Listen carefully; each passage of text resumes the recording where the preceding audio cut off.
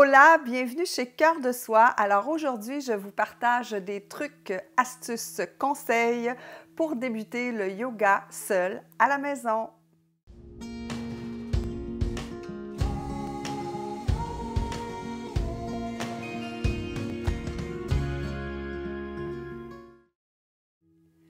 Namasté. Alors, je suis Martine. On est dans un défi 366 jours de yoga, méditation, pleine conscience. Donc, une pratique par jour, une vidéo par jour en fait. Et aujourd'hui, on parle du yoga. Alors, débuter le yoga à la maison. Pourquoi? Bien, souvent, c'est qu'on a des horaires de travail chargés. On voudrait aller dans un studio, mais on manque de temps parce que le studio est loin de la maison et pas nécessairement facilement accessible. Ensuite, des fois, c'est l'enseignant, l'enseignante de yoga qui nous convient plus ou moins. D'autres fois, on va à un cours, on prend le temps et tout, et finalement, c'est pas tout à fait ce dont on avait besoin. Parce qu'on ne sait jamais, on peut choisir un style de yoga quand on va dans un studio, mais on ne sait jamais le contenu de ce cours-là et des fois, ça ne nous correspond pas. Donc, voilà toutes sortes de raisons qui font que pratiquer à la maison en ligne, ça nous permet de choisir l'enseignant, ça nous permet de choisir le style de yoga, ça nous permet de choisir le type de séance dont on a besoin. Est-ce qu'on veut travailler en souplesse? Est-ce qu'on veut travailler en tonus? Donc, on a plus de choix. On s'assure en fait d'être plus près de nos besoins du moment. Maintenant, si vous débutez vraiment, sachez que si vous avez l'intention d'essayer, d'essayer le yoga avant d'acheter du matériel, tout simplement avoir une couverture à mettre au sol, un tapis idéalement, quelque chose qui est quand même assez stable. Et puis, ça peut être suffisant pour débuter. Si vous voulez acheter du matériel, bien sûr, un tapis de yoga, une sangle, donc courroie, et puis des briques ou au Québec, souvent on va dire des blocs de yoga. Donc il y en a en styromousse, il y en a en liège. Donc ça pourrait être une autre capsule pour expliquer quel genre de tapis on achète, pour quel type de yoga, quel genre de bloc, etc. Mais pour l'instant, sachez que c'est le matériel que vous pourriez avoir besoin. Un dictionnaire pourrait aussi, donc un livre quand même qui ressemble à la grosseur d'une brique, pourrait vous être utile si vous ne voulez pas investir tout de suite. Pour les habits. Alors pour les habits, tout simplement quelque chose de confortable. Oui, il existe tout plein d'habits spécifiquement pour le yoga, mais avant d'investir, toujours, si vous voulez tester, je vous suggère tout simplement d'avoir des habits confortables, idéalement qui collent assez au corps, parce que si votre pantalon est plus large, ça pourrait gêner vos mouvements. Si votre chandail est ample, comme on a souvent des postures la tête vers le bas, mais souvent le chandail descend et on se retrouve le ventre, le dos nu. C'est sûr que si on est toute seule à la maison, des fois, ça nous dérange plus ou moins, mais c'est quand même moins confortable. Alors, un chandail, camisole qui colle au corps, ce serait parfait.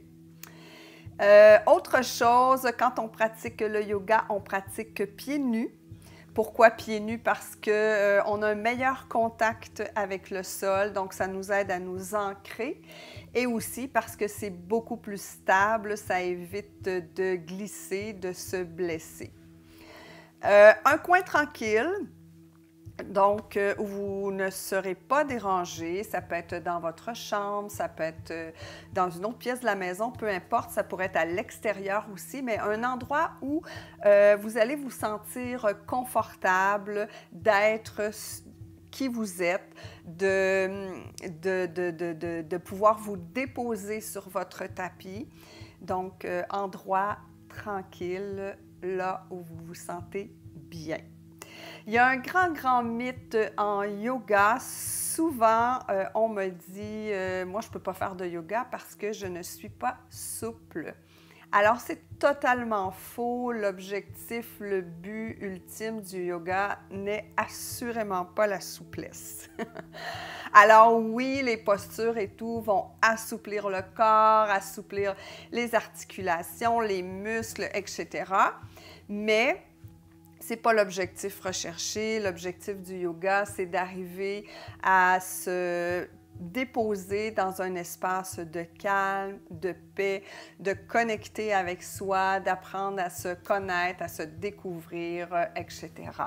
Donc voilà, alors si on n'est pas souple, il n'y a aucun souci et c'est pour cette raison qu'on utilise les outils pour adapter nos postures de yoga. Ensuite, un autre petite astuce, c'est une fois que vous allez pratiquer, parce que là, une fois qu'on sait ça, hein, il faut se lancer. Et il faut se lancer, il faut essayer, il faut tester.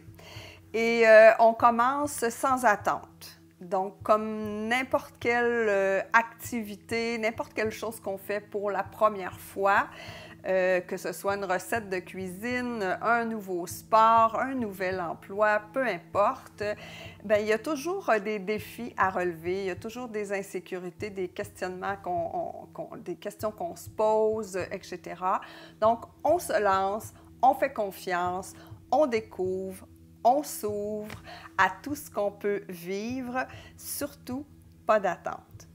Ensuite, je vous suggère, moi, peut-être les journées avant de commencer, d'explorer un peu ce qu'il y a sur YouTube. Vous pouvez explorer sur la chaîne Cœur de Soi. Il y a 300 quelques vidéos avec plusieurs types de yoga, plusieurs niveaux, etc. Donc, explorez ce qui existe pour voir qu'est-ce qui résonne avec vous. Qu'est-ce que vous avez envie d'essayer? Il y a différentes longueurs aussi de séances. Alors moi, je vous suggère d'explorer ce qui existe, peut-être de vous faire une playlist, une banque, mettre des vidéos avant de vous lancer. Ensuite, il y a les styles de yoga. Par quoi commence-t-on? Donc, il y a des yogas qui sont plus accessibles, souvent les Hatha Yoga. Yoga pour débutants, bien sûr, souvent on va le préciser sur les vidéos, dans le titre et tout ça. Des yogas plus doux comme yoga thérapie, c'est accessible à tout le monde. Yoga restaurateur, le yin yoga. Le yin yoga, ça demande des accessoires, mais on peut les trouver à la maison, des coussins, des couvertures, etc. Donc ça, ce sont toutes des pratiques plus douces, plus calmes, plus accessibles. Quand on va dans les flows, il y a des flows pour débutants. Justement, il y en a un en ligne bientôt ou déjà en ligne, je ne sais plus. Mais ça existe des flows pour débutants. Donc, les flows, c'est que les postures sont un petit peu plus rapides. Et c'est sûr que si on va vers des Ashtanga, Vinyasa, Power Yoga, etc., là, c'est peut-être un peu trop rapide et intense pour débuter votre pratique. Et il y a des chances que vous vous découragez et que vous vous dites que ce n'est pas pour vous. Alors, commencez par des trucs accessibles, recherchez des séances courtes, recherchez des séances pour débutants, des séances de yoga thérapie et vous allez sûrement, du yoga sur chaise aussi, sûrement développer, apprendre à connaître en fait et développer un intérêt pour un style de yoga qui vous convient mieux. Je vous suggère aussi, une fois que vous aurez pratiqué à quelques reprises, vous allez voir où sont vos plus grands défis. Donc, recherchez si vous pourriez trouver des tutos qui vous expliquent les postures, qui vous expliquent les respirations, qui vous expliquent comment entrer dans une posture, comment en sortir et tout. Et c'est aussi ce genre de capsule qui s'en vient sur la chaîne dans le défi 366 jours. Et suite à cette vidéo, n'hésitez pas à me mettre dans les commentaires quels sont vos questionnements, Est-ce que vous débutez dans le yoga, vous n'avez jamais pratiqué, vous pratiquez depuis très, très peu de temps? Alors, posez toutes les questions. Moi, ça va m'aider à vous accompagner sur ce chemin-là du yoga que moi, je trouve tout à fait magnifique.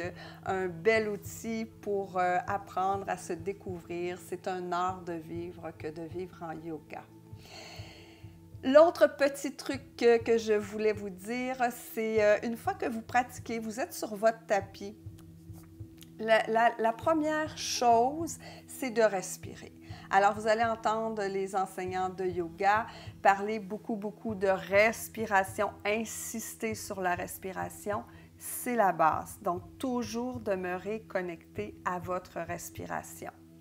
Si vous vous déconnectez de votre respiration, si votre respiration devient saccadée, si vous retenez votre respiration, ce sont tous des indices que vous allez trop loin dans la posture ou que ce que vous êtes en train de pratiquer comme yoga, c'est peut-être pas le bon niveau pour le moment. Ça va le devenir si vous pratiquez assidûment, mais pour l'instant, c'est peut-être pas le bon niveau de yoga pour vous.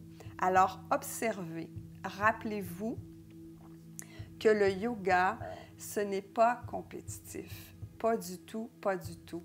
On prend les pauses, les postures. Les postures, c'est comme un contenant énergétique. Et ce qu'on veut, c'est arriver à avoir du bien-être dans la posture, l'adapter selon son corps du moment et respirer. Donc, si votre respiration est fluide, si votre respiration est apaisante, si vous demeurez en contact avec celle-ci, c'est que vous êtes au bon niveau de yoga pour vous. Surtout, amusez-vous. Alors, si je refais un petit récapitulatif rapido, très peu de matériel est nécessaire, des habits confortables, pratiquez pieds nus, ayez un coin tranquille où vous vous sentez bien, plongez pour commencer la pratique, explorez les vidéos qui existent, les types de yoga qui existent, les tutos, faites-vous une playlist, une banque et ensuite go sur le tapis, on pratique. Demeurez connecté à votre respiration. C'est votre meilleur indice pour savoir si ce que vous êtes en train de faire comme posture, comme yoga, c'est le bon niveau pour vous. Alors, j'espère que cette vidéo, ce contenu va vous avoir incité à commencer ou à poursuivre si vous en êtes au début. Si vous êtes un pratiquant expérimenté et que cette capsule vous parle, vous pouvez la partager si vous pensez qu'elle peut aider certaines personnes à débuter le yoga. Et comme j'ai mentionné dans la vidéo un petit peu précédemment, inscrivez-moi vos questionnements, vos besoins pour que je puisse y répondre et vous accompagner sur ce fabuleux chemin. Alors, je vous invite à participer au défi 366 jours, à commenter les vidéos, abonnez-vous à la chaîne, partagez. Et puis, comme je le dis à chaque fois, venez nous rejoindre dans le groupe Yoga et Méditation en pleine conscience. Alors, je vous dis à très bientôt, c'est-à-dire demain, dans une nouvelle vidéo. Namasté!